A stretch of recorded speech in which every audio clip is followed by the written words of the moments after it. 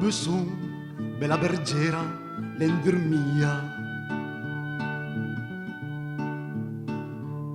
All'ombretta dal besson, bella bergera, l'endormia. E da lì passé un très joli français à la die bella bergera, volevi la freo.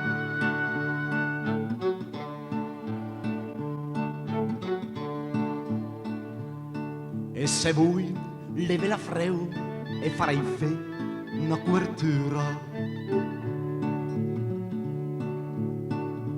E se vuoi levi la freo e farai fe una copertura.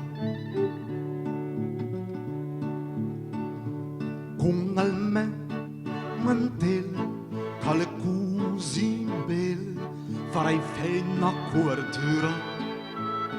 Passerà la freo.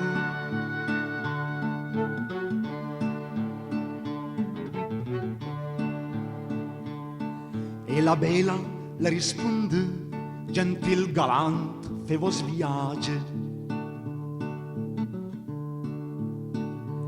E la bella le risponde, gentil galant, fe vos viage. E la semeste con al me berger, con al suono della sua viola, en faran danser.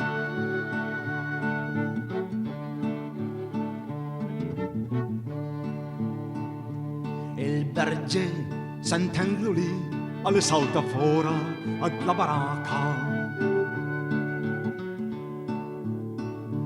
E il berger, sentendolo lì, alle salta fuori ad la baracca. Con la viola in mano si butta su ne alla pialla bella bergera, la farà danser. Con la viola in mano si butta su ne alla pialla bella bergera, la farà danser.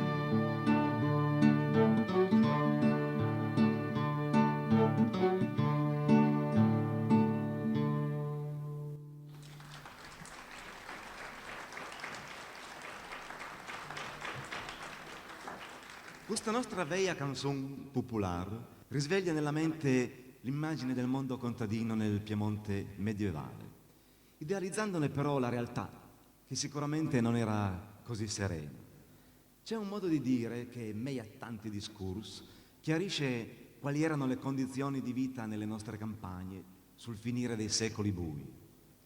Povron travaia, se nasce il fen e moriràs la paia. Altri proverbi poi ci dicono quanto il pessimismo e la rassegnazione erano radicati nell'animo della gente. Chi ha nasa sfortunà ai piavans al cul, anche se le setà. Oppure quest'altro, il più conciso e terribile di tutti. Falto dover e kerpa.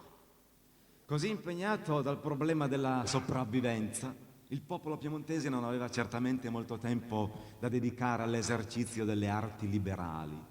Una luce però, una piccola luce, rischiarava e rallegrava ogni tanto la vita grama, la poesia, espressa nella sua forma più istintiva, il canto.